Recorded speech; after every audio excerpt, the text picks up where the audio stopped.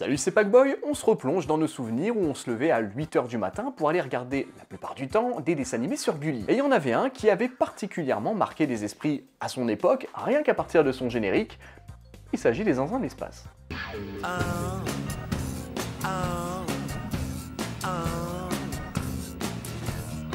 Alors j'ai redécouvert les Zinzins de l'espace sous un angle plus mature, et je me suis pris une énorme claque dans la gueule. Lorsque tu regardes un dessin animé avec tes yeux d'adulte, eh ben ça t'enseigne énormément de choses. Et aujourd'hui, je souhaite te partager ce que j'en ai retenu, le véritable message caché des Zinzins de l'espace. Bon, pour te remettre dans le bain, c'est une série animée française créée par Jean-Yves Raimbault et Philippe Traversa et produite par le boss en œuvre des dessins animés, j'ai nommé... Oui, ce nom te dit peut-être quelque chose, puisqu'il est à l'origine du studio Xilam, studio de production qui a produit la moitié, voire la quasi-totalité des dessins animés sur Gulli, comme Shuriken School, Oggy et les cafards, ou encore Les Dalton.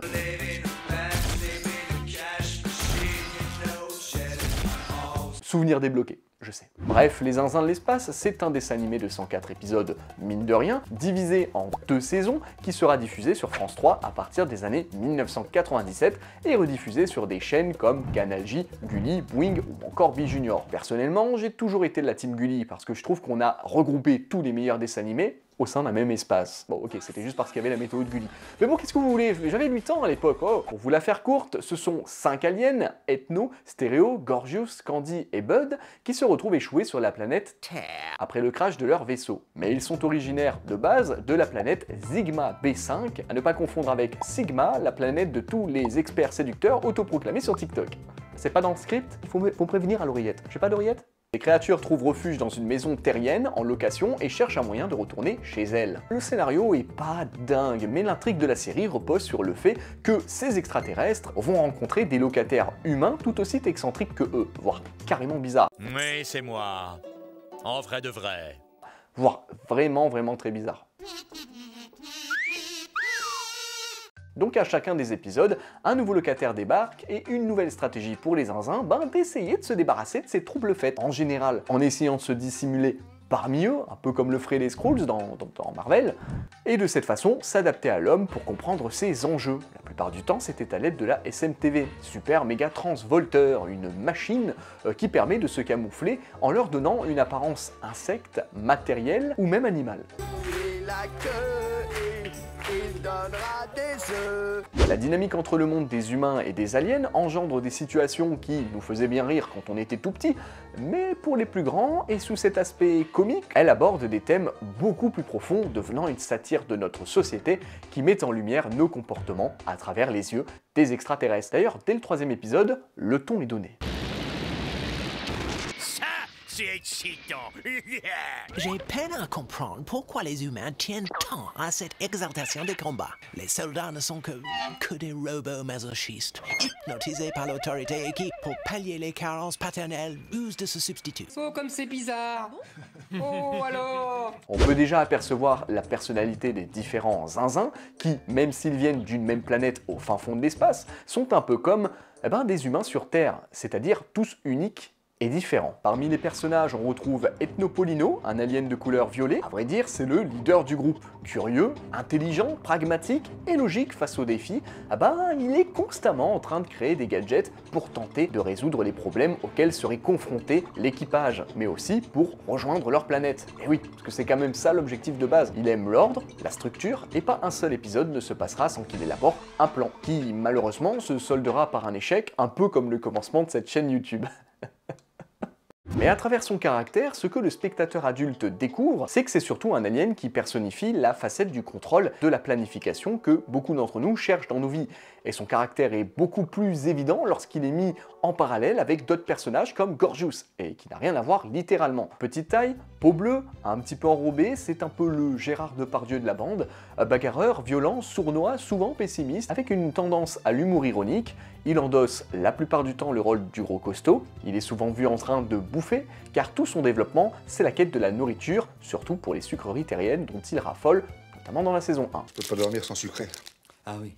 Mais sous ses airs intimidants, Gorgius, c'est quelqu'un de sensible. Souvent touché par les émotions de ses frères, il les soutient toujours. Si on va un peu plus loin, on s'aperçoit que sa sensibilité provient en réalité d'un besoin d'affection et de reconnaissance qui reflète une quête d'acceptation sociale. Ça va, tu suis?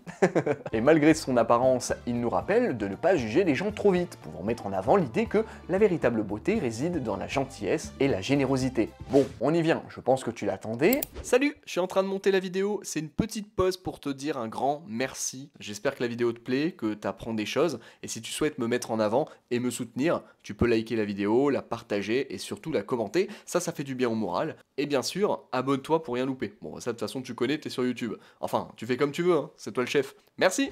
On va parler de ton préféré, Bud Budiovic. Pour ceux qui ne le savent pas encore, cette grande asperge orange a été inspirée de l'orange Bud, ce qui explique son comportement, sa façon de parler et ses yeux défoncés.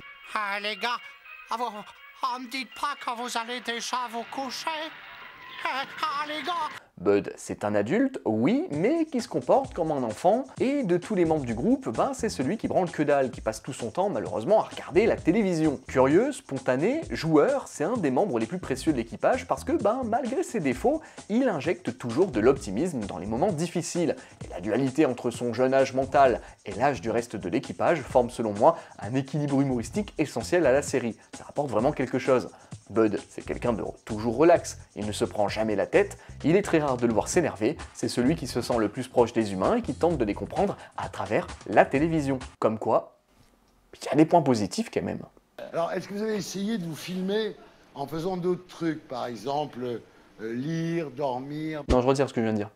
Bud personnifie l'incarnation même de la jeunesse insouciante et de la joie de vivre. Bud représente l'enfant en chacun de nous qui refuse de grandir. C'est un petit anarchiste adorable qui nous rappelle l'importance de ne jamais perdre notre capacité à nous émerveiller. Dans le cas de Bud, à travers la télévision, mais plus vastement, à travers le 7e art. Ensuite, on a Candy Hector Caramella, vert, à grosse tête. Certains pensent que c'est un mec, d'autres pensent que c'est une fille, mais ce qui est sûr, c'est que dans le jeu Stupid Invaders, sorti en l'an 2000, il dira qu'il souhaite rentrer sur sa planète pour changer de sexe et ainsi devenir fille. Alors, à prendre avec des pincettes, parce que j'ai jamais fait ce jeu. En même temps, vu la gueule des personnages, tu peux facilement comprendre pourquoi. En tout cas, dans la série, il est homosexuel et on le voit souvent flirter avec des hommes, à défaut qu'il considère l'espèce humaine comme barbare, impropre et malpoli.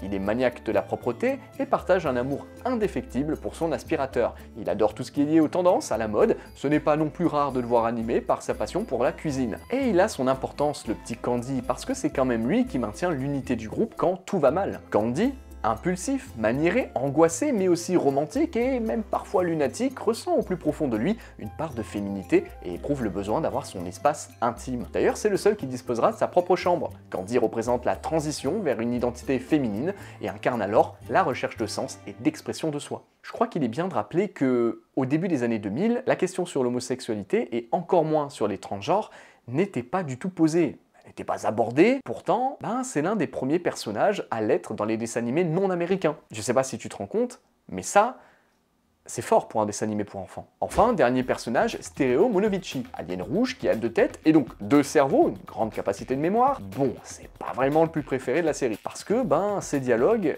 n'apportent pas grand chose à la série en elle-même, mis à part le voir se prendre la tête avec son autre tête. Pré-pubertaire, post-pubertaire, pré-pubertaire. Pour la petite anecdote, la stéréo peut être appelée stéréo parce que les sons peuvent être divisés en 2, comme les 2 têtes de stéréo. Mais alors, que conclure? Tu l'as compris, ils représentent tous différentes facettes de notre identité, qui reflètent à la fois nos aspirations, nos angoisses et nos désirs. En fait, ces extraterrestres sont tout autant des humains que nous, dotés d'une personnalité, de défauts, de qualités, mais aussi doués d'intelligence et d'adaptation. C'est pour ça qu'on arrive à s'identifier assez facilement. Et c'est pour ça qu'au-delà de l'humour, c'est un dessin animé qui reste marqué dans nos têtes. Au-delà de la satire et de la comédie, une vérité persiste. Ces aliens sont venus de loin, qui pourtant viennent d'une seule et même planète, nous ressemblent aussi, pour nous dire que chacun de nous a finalement sa place dans l'immensité cosmique de l'existence, même si c'est vrai que quelquefois on peut s'y sentir perdu. Chaque zinzin est unique, ils ne se ressemblent pas, ils ont une personnalité propre, un caractère, des défauts, des loisirs, mais avant tout, une couleur de peau différente, et malgré ça, ils nous rappellent qu'ils proviennent d'une seule et même planète. Ils nous rappellent que, par-delà toutes ces différences, et peu importe d'où l'on vient, peu importe d'où l'on vit, en ville, en campagne, ou plus précisément dans le grenier d'une maison à louer, chaque individu a la capacité au fond de lui de s'adapter, de cohabiter et d'apprendre à accepter ses différences, et par la même occasion, vaincre sa peur de l'autre. C'est cette leçon fondamentale que ces extraterrestres nous renseignent, véhiculée à l'origine par le simple biais d'un dessin animé pour enfants. Et ça, c'est fort.